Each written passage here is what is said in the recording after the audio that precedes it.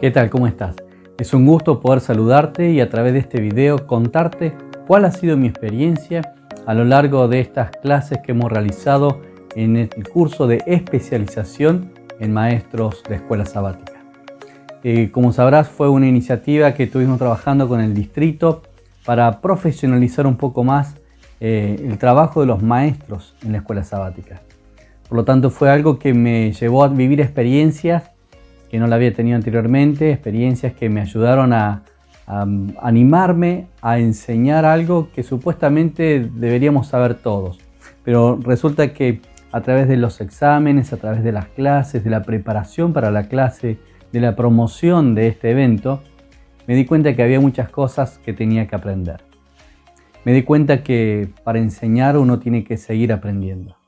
Me di cuenta de que si realmente uno quiere enseñar, tiene que darse cuenta de las facultades que uno tiene, de las capacidades que uno tiene, pero también pensar en las necesidades del otro y en las capacidades del otro. Entre tantas cosas que aprendí, una de las cosas que me gustó fue enseñar sobre la base de la mente del que aprende más que de la capacidad del que enseña. Claro, porque muchas veces tal vez lo hemos hecho así. Enseñamos teniendo en cuenta lo que nosotros sabemos, lo que nosotros conocemos, y queremos volcar esa información en la mente del alumno. Pero de pronto nos damos cuenta que el alumno tiene una percepción distinta, una cosmovisión distinta de la realidad de su vida, en su contexto. Por lo tanto, como maestro me tengo que dar cuenta qué es lo que piensa el alumno, cómo piensa, cómo vive, cómo es su situación. Por eso tengo que conocer, tengo que identificar al alumno. Tengo que poder saber en qué terreno voy a estar trabajando. Sería fácil para muchos maestros trabajar sobre la base de terrenos bien preparados y que estén en sintonía con uno mismo. Pero si hacemos eso, entonces ya no seríamos maestros, ya no seríamos educadores ni formadores. Seríamos tal vez intelectuales que intercambian conocimiento. Pero entre las funciones del maestro y precisamente en el contexto de la iglesia, el maestro de escuela sabática, tenemos que ver justamente cuál es la necesidad de aprender que tiene el alumno.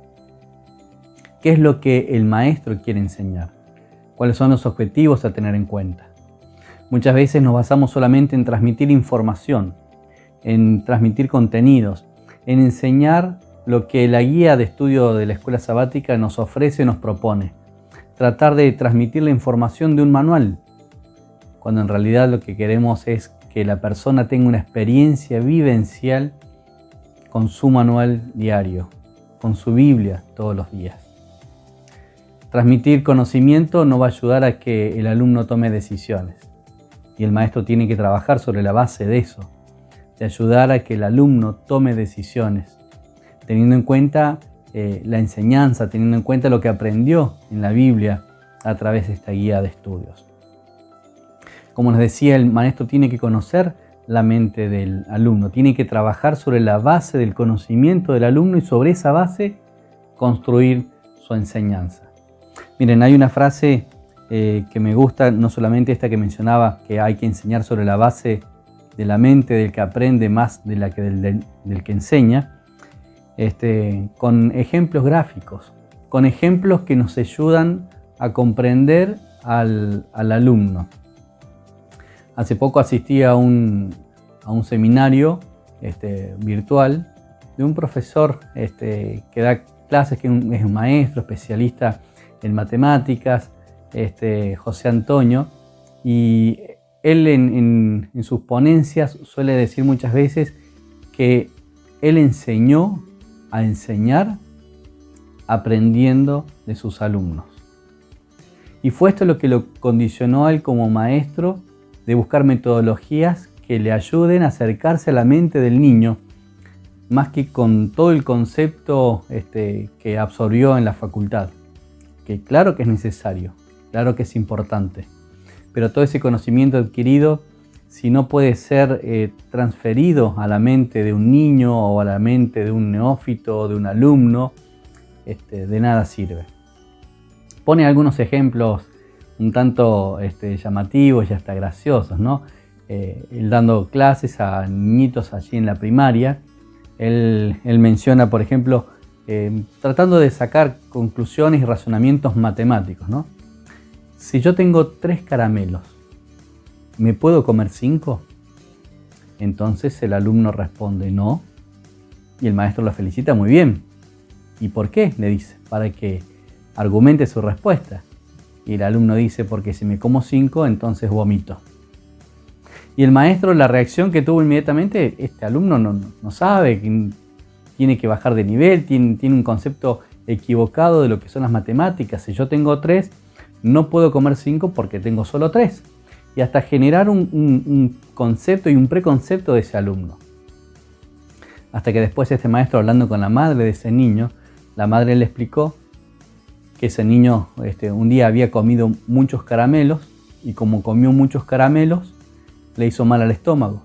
Y la experiencia vivencial que tuvo ese niño es que al comer muchos caramelos le iba a generar un daño. Por eso él podía comer 3, pero no podía comer 5, porque 5 le iban a hacer un daño.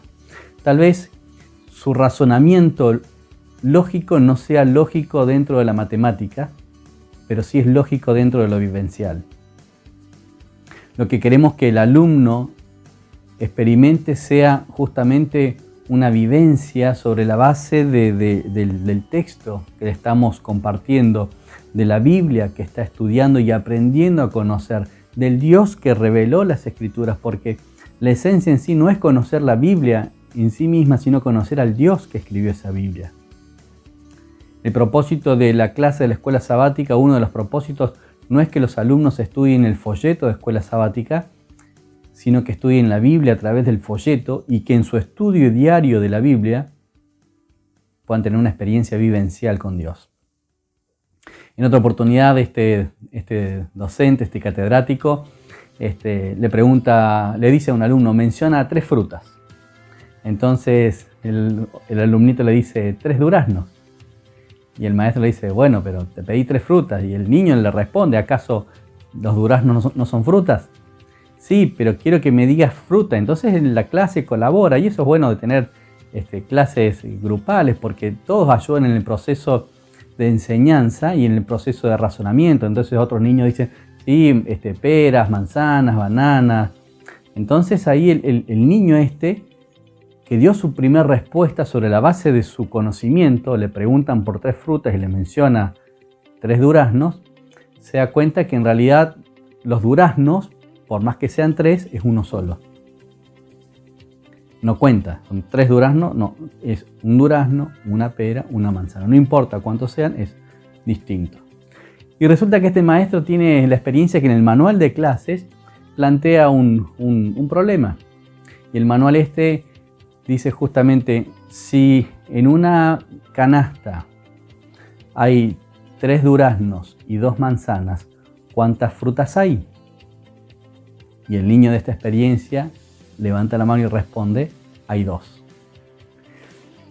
Y otra vez el maestro dice, aquí me metí en un problema, porque primero le llevo a este niño a reflexionar, a entender, a razonar de que 3 duraznos es una fruta, pero ahora al plantear un problema, que en una canasta hay 3 duraznos y 2 peras, ¿cuántas frutas hay? Es otra la problemática. Es otro el razonamiento con el que hay que abordar ese problema.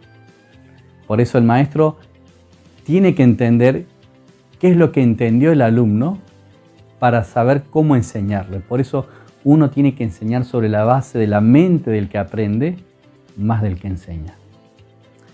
Así que el alumno aprendió después de las lógicas y de los razonamientos y de la ayuda de los compañeritos, que en esa canasta no habían 2 frutas, sino que había 5 frutas. Y poder diferenciar entre frutas como tipos de fruta y cantidades de fruta, más allá de la diversidad de ese elemento. Cómo el aprendizaje nos lleva a ir razonando y construyendo sobre lo edificado. No tirar abajo lo aprendido anteriormente, sino sobre la base de lo que uno aprendió seguir construyendo. Y en esta construcción habrá cosas que habrá que correrlas, reacomodarlas, tal vez quitarlas si no eran correctas, pero es parte del aprendizaje. Qué bueno es que en tu clase como maestro, en tu clase como docente, en mi caso como pastor, que en este momento me transformé en lo que dice Efesios, ¿verdad? Los pastores maestros, un pastor que enseña, y que me di cuenta de que hay muchas cosas que mi iglesia no sabe porque yo no se las enseñé. Porque yo creí que sabían, creí que lo tenían en claro. Si ustedes pueden repasar los videos que están aquí en esta misma sección, los videos de cada una de estas clases de la especialización en maestro de escuela sabática, van a ir dando cuenta, comentarios de los propios participantes, que había cosas que no las sabían. No saber cuántas creencias fundamentales tenemos los adventistas y que estas creencias en realidad están organizadas en principios.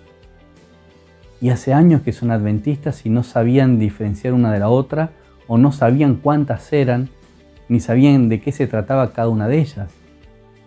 Como maestros de una escuela, no sabían el origen de la escuela, no sabían la historia de la escuela, no conocían a los pioneros de la escuela. Por eso es necesario poder evaluarnos y evaluar a los demás. Otra de las cosas que aprendí en estas clases tiene que ver con el proceso de enseñanza, el proceso del aprendizaje y saber qué es lo que aprendieron. Porque comunicar no es solamente transmitir una información, sino asegurarnos que el receptor haya decodificado y entendido esa información.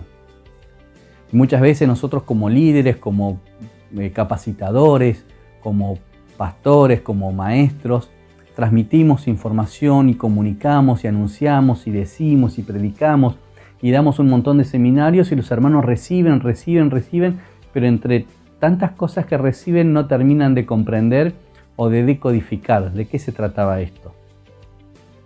¿Para qué hacemos esto? Hay hermanos que no saben cuál es la función de la escuela sabática. ¿Para qué está la escuela sabática? Sí, está bien, para estudiar. ¿Pero para qué? ¿Cuál es el plan? Entender que los propósitos de la escuela sabática es conocer la Biblia, pero no como un libro especial, sino al autor de la Biblia. Que la escuela sabática también nos ayuda para que podamos ganar almas y a través del trabajo misionero involucrar y movilizar a la iglesia para buscar más discípulos de Jesús. Y que para hacer esto necesitamos ir por todo el mundo y que necesitamos apoyar el trabajo misionero y por lo tanto tenemos que colaborar con nuestras ofrendas para que de esa manera el mensaje pueda ser predicado en todas partes del mundo. De paso, otra de las cosas que los alumnos me iban devolviendo como reacción era que no se sabía el uso de las ofrendas. El de los diezmos más o menos sí, pero la ofrenda, para dónde iba, cómo se dividía, qué parte quedaba en la iglesia, qué parte se iba para la asociación y las otras administraciones. Por eso aprendí enseñando. Aprendí que muchas de las cosas que enseño no son bien decodificadas y no son bien comprendidas. Y si no son comprendidas, obviamente que tampoco serán bien ejecutadas. Por eso me gusta también trabajar sobre la base de una experiencia evaluatoria. Hay una frase que dice que lo que no se puede medir no se puede evaluar. Yo no sé cómo fue, si mejoré o empeoré, si no tengo parámetros para medir y para comparar. Por eso es que en la escuela sabática se utiliza un sistema de asistencia para saber cuántos alumnos somos y a lo largo del trimestre cuántos de esos alumnos asistieron regularmente. De esos alumnos, cuántos estudiaron regularmente la Biblia a través del folleto. Cuántos participaron en grupos pequeños, en actividad misionera y así sucesivamente. Es decir, necesitamos brindar información para tener una base de datos y sobre la base de datos poder desarrollar una evaluación. Entonces, ¿cómo voy a saber que la iglesia aprende si no la examino, si no la evalúo? ¿Y cómo la voy a evaluar? Bien, generalmente nosotros damos cursos y capacitaciones y lanzamos un montón de ideas y presentamos PowerPoint y damos testimonios y un montón de cosas y regalamos muchos materiales y todos se van contentos. pero al final yo como maestro, como disertante, como capacitador, no sé qué es lo que entendieron o cómo lo entendieron. Por eso vimos necesario aplicar dentro de esta especialización exámenes objetivos, exámenes que ayuden al alumno a reflexionar y poder expresar su conocimiento o reconocer o descubrir la información correcta. Exámenes objetivos que los llevaban a ellos mismos a prepararse. De paso, el resultado del primer examen para muchos no fue lo mejor en cuanto a experiencia porque no se habían preparado. Cuando terminamos el primer examen y hacemos una evaluación del examen en sí, no del contenido, sino del proceso, dijeron, pastor, lo que nos dimos cuenta es que tendríamos que haber estudiado más. Que nos confiamos en lo que sabíamos al momento de escuchar la información. Que pensamos que con solo una leidita íbamos a poder responder un examen cuando el examen tenía fechas precisas. Y yo les había anticipado que el examen iba a ser con fechas precisas, con nombres precisos, que tenían que saber acontecimientos históricos, que de eso se trató el primer examen. Sin embargo, muchos de ellos se sintieron un poco tristes y decepcionados con ellos mismos porque no se habían preparado para ese examen. Enseñar implica aprender. Y aprendí también que es necesario hacerle notar al alumno que tiene que permitir los exámenes en su vida. Tiene que permitirse y permitirme ser evaluado, ser examinado. Y que sí, obviamente nos vamos a dar cuenta que estamos en carencia, que no estamos en condiciones, que nos faltó. Yo le decía a los maestros, si ustedes siendo maestros que participan en este curso, en esta especialización, no estudiaron para un examen que fue anticipado, que fue visualizado, si ustedes no se prepararon, ¿qué podemos esperar de los alumnos? Y reflexionamos sobre eso como clase en ese momento. Y entendimos que el alumno no estudia porque no estudia, no entiende la importancia, la relevancia del conocimiento, y no un conocimiento que pueda ser memorizado, sino un conocimiento que me lleve a tener una experiencia vivencial. Si hay algo que no se van a olvidar los maestros, es ese momento del examen. Son esas preguntas que no supieron responder. Por eso uno aprende cuando reconoce sus faltas y sus errores. Por eso tenemos que permitir que el alumno sea expuesto a estas situaciones apremiantes, problemáticas, hasta en cierta medida estresantes, donde uno tenga que exprimir el cerebro y tratar de recordar cómo era este concepto. Y es esto lo que queremos que el alumno pueda vivir, no como una persona que solamente va a repetir como loro las cosas que alguien dijo o que alguien escribió, sino que va a ser un pensador, un formador de ideas, una persona que va a reaccionar ante situaciones que tienen que ver con su experiencia propia y con la experiencia del grupo. Por eso tener un examen, varios exámenes fue fabuloso para nuestra experiencia de esta especialización. Los propios alumnos, que en la mayoría son maestros de escuela sabática, se dieron cuenta de que no habían estudiado, de que no se habían preparado, que no habían tomado con seriedad esa responsabilidad. Y ahora en carne propia estaban poniéndose en lugar del alumno que llega a la escuela sabática muchas veces sin sentir la seriedad o la responsabilidad o la importancia de haber estudiado el folleto, la Biblia a través del folleto. Y llega el alumno y bueno, algo leí, algo escuché, puse un video del pastor Bullón, un video de otro pastor y algo escuché del resumen de la lección. Y llega así como que no le importa nada, o le importa poco, o no lo ve tan trascendente. Y el maestro hace preguntas en la clase y el alumno no responde y no pasa nada. Pero es ahí donde como maestros tenemos que hacerle notar a nuestros alumnos que sí pasa. Pasa algo cuando no estudiamos la Biblia, pasa algo cuando no permitimos tener una experiencia vivencial con el Señor, pasa algo cuando dejamos pasar las oportunidades de aprender. Así que ahí aprendimos. Y ahí los alumnos se empezaron a preparar para los siguientes exámenes. Pero también noté algo que me dijeron: pastor, hubiese sido bueno si hubiésemos repasado antes del examen. Y yo pensaba, pero ¿cómo vamos a repasar si es algo que ya yo lo dije? Lo mencioné en la clase, está el video en el YouTube, lo escucharon de vuelta. ¿Por qué voy a repasar algo que ya está dicho? Pero como dije al principio, uno tiene que enseñar sobre la base de la mente del que aprende. Y los alumnos me pidieron que repasemos los exámenes. Así que en los siguientes exámenes hicimos el repaso. Hicimos un repaso de lo que íbamos a tomar en el examen.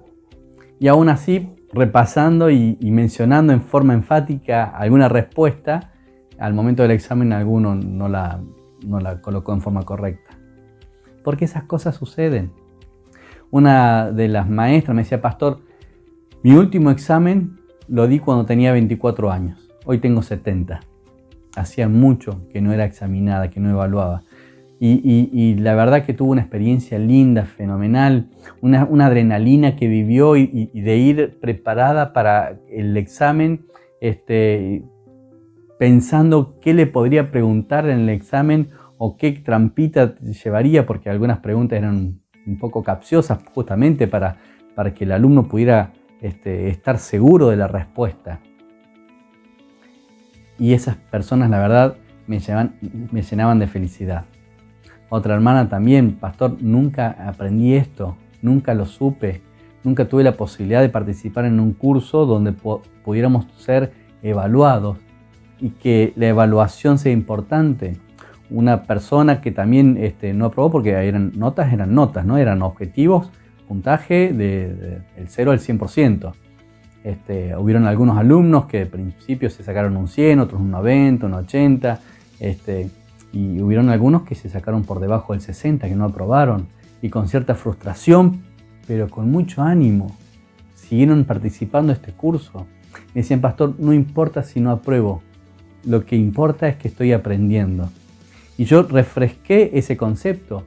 A mí no me importa que te saques un 100, un 90 o un 80. A mí lo que me importa es que puedas tener una experiencia de crecimiento en tu vida, que tengas una experiencia de profesionalizarte, de capacitarte, de aprender cosas que supuestamente ya las deberían saber, porque se las hemos dicho. Estoy seguro que más de un capacitador, un departamental, un pastor lo dijo, pero tal vez no lo expuso a la situación de tener que estudiarlo porque tiene que rendir un examen. Por eso a esta persona yo le decía: lo bueno es que en el primer examen te sacaste un 40 y en el segundo te sacaste un 50. En el tercero ya llegaste a un 70. Qué bueno que hubo un progreso en este proceso de formación a través de este curso, de esta especialización. Qué bueno que hubo ese proceso. Qué bueno que pudiste aprender en esto. Y yo aprendí también. Aprendí con ellos de que lo importante en esto tiene que ver con el deseo de continuar, con el deseo de saber más, con el deseo de descubrir más cosas. Por eso, entre todas estas cosas, justamente uno tiene que entender que no hay un método de enseñanza mejor o superior que la capacidad de la mente del que aprende. A veces nosotros buscamos métodos que puedan resaltar mi conocimiento cuando el método tiene que estar condicionado por la mente del que aprende. Me gusta escuchar todos estos feedback, ¿no? Todas estas devoluciones que me hacían los alumnos. Por eso veíamos necesario que el examen nos ayude a madurar, a entender. Y por último, teniendo en cuenta de los exámenes, la vida misma nos expone a pruebas. La vida misma nos lleva a situaciones determinantes donde tengo que responder, donde tengo que tomar una decisión. Y lo bueno es que si todos los días voy a la presencia de Dios, Él me va a dar las herramientas necesarias para responder las preguntas de la vida, para actuar o reaccionar ante las circunstancias de la vida. Eso también aprendí. Aprendí a poder disfrutar de enseñar, pero no por el hecho de enseñar, sino aprender a disfrutar por lo que los demás aprenden, por lo que los demás me agradecen. Y esta experiencia yo le compartía a los alumnos. Esta es mi satisfacción, de que ellos entiendan que pueden más, que confíen más en sí mismos, que sepan que tienen mucho para dar y mucho para hacer, que hay muchas cosas por las cuales uno puede transformarse en un maestro que ama más que en un maestro que quiere. Un maestro que quiere es un maestro que desea que algo suceda. Un maestro que ama es el que procura que se vivan experiencias en la vida de cada uno de los alumnos. Un maestro que quiere, dice este profesor José Antonio, que empieza la clase cuando suena el timbre y termina la clase cuando suena el timbre. Y se acabó. En cambio, el maestro que ama, desde que se levanta, está pensando en que el alumno tenga una experiencia vivencial. ¿Cómo hacer para que entienda? ¿Cómo hacer para que quiera? Porque el problema no es, al momento de enfrentar un problema, no es una comprensión de texto. Entiendo el texto, entiendo la problemática, entiendo de qué se trata como para ver con qué herramienta voy a resolver este problema. La situación no está a llegar a ese punto.